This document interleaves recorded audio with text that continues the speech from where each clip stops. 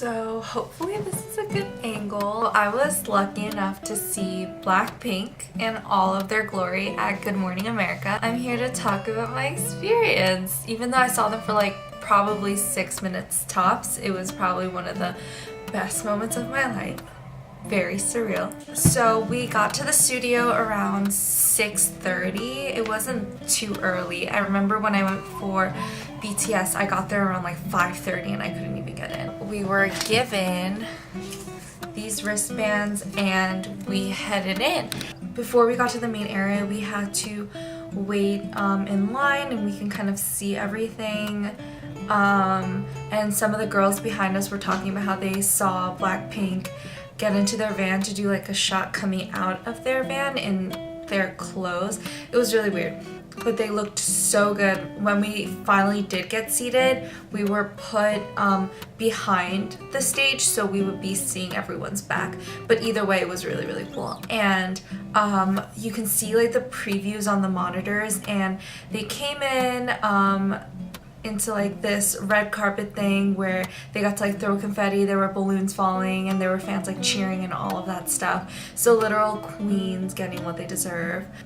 But then afterwards, so before the actual taping began, they did like a pre-taping where we practiced clapping and cheering. So during the pre-show, when they weren't taping at first, they let fans take pictures of BLACKPINK and kind of like interact with them. This huge door next to me opens and there's like fog, and literally these angels emerge from the mist and like the fog.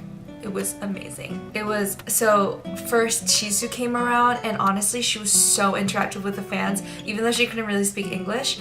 I made sure to look each of them in the eye, and at one point, I'm gonna like show clips and pictures, Rose came around, but literally I was so fixed on her face, and I was like in a trance because she looked so good.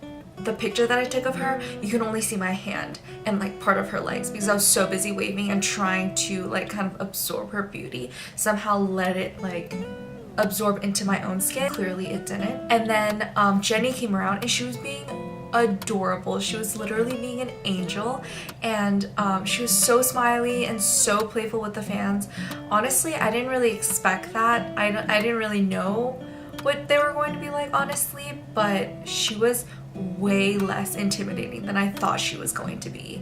And then Lisa came around and I literally freaked the fuck out for some reason.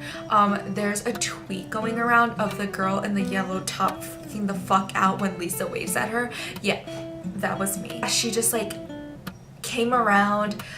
She was the most happy and like cheerful, like she was jumping around like the little maknae she is, and it was so cute. They were all so cute and they were so pretty, and they were honestly a lot tinier than I thought they were. Obviously Jennie was so tiny, like so small. She was like a little dumpling. It was so cute. But after they interacted with the fans, they left. The anchors did the morning segment, and then BLACKPINK came back to do sound check real fast, like literally 2 minutes. When they were doing sound check, I was with a friend who isn't a huge fan of BLACKPINK, but she was like, oh my god, they were practicing so effortlessly during sound check. They were literally just singing like it was no big deal, but oh my god, it still sounded so good. You can dance along.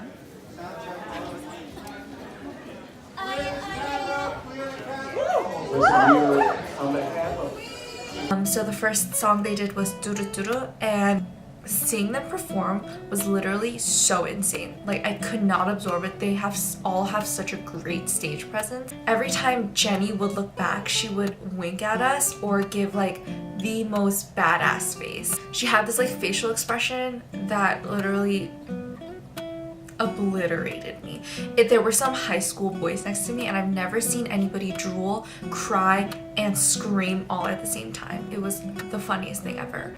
But my mouth would not shut. It would stay open. After their performance, they quickly set up for their interview. The thing that surprised me the most was Rosé's answer and how eloquently and like just so gracefully how she put together her sentences. As dramatic as that sounds, I was very surprised by how well spoken she was. Jenny, on the other hand, she stuttered a little bit, and I can really tell she was nervous, but cute nonetheless. But then afterwards, they set up for Sarah and Strahan, I believe, and it's Good Morning America's daytime show that airs a little later in the day, and they filmed it for Friday. They ended up performing Forever Young on that show alongside Duru Duru, which was for Good Morning America that aired live that day. They were setting up at first, and so they were waiting for the song to come in, but they were like all laying against each other like they always do. And the producers was mentioning how when Chizu was rehearsing before, she always seems the most comfortable, like sitting on Lisa's butt, and they were all just like sitting there just like waiting for the music to start, but it wouldn't. But it was the cutest thing. And then we were allowed to record Forever Young, and they did so amazingly. It was so good.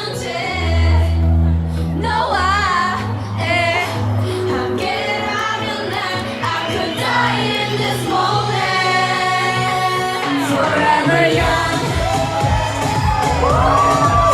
Forever young.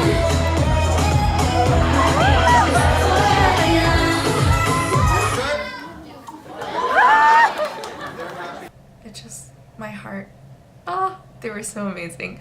I was able to see them up close. It still doesn't feel real because they're just actually unreal, but they were so friendly, so smiley, so happy, so hyped up, and it made all of us hyped up, and it made me so excited. But hopefully I get to see them in Newark.